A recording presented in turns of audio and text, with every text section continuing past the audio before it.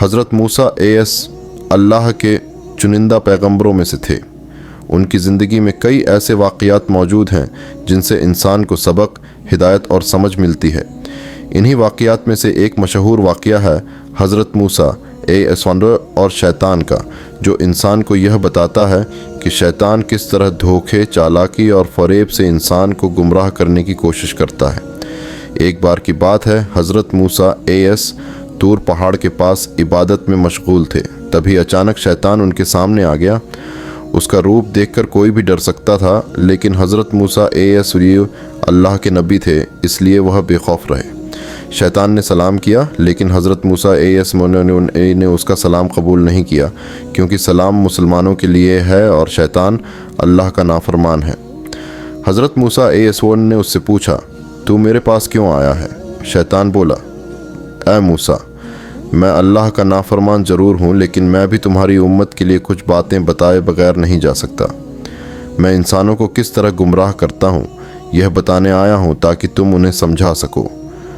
حضرت موسیٰ نے کہا، ٹھیک ہے، سچ سچ بتا کہ تو انسان کو کیسے بھٹکاتا ہے۔ شیطان چالاکی سے مسکرایا اور بولا، سب سے پہلے میں انسان کے دل میں تکبر، گھمنڈ ڈالتا ہوں۔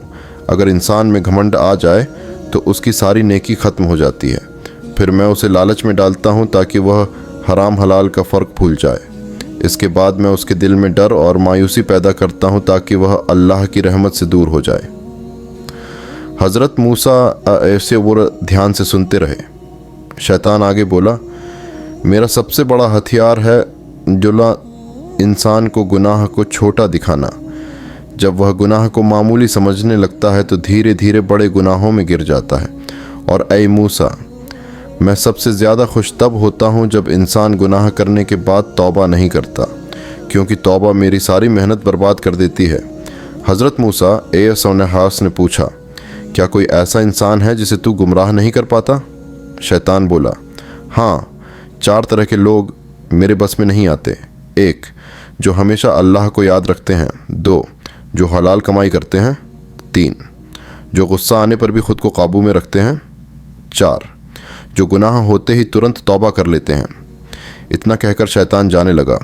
حضرت موسیٰ نے پوچھا، تیرا سب سے بڑا فائدہ کس سے ہوتا ہے؟ شیطان بولا، جب انسان اکیلا ہوتا ہے اور فرصت میں ہوتا ہے، یہی وقت میرے لیے سب سے آسان ہوتا ہے۔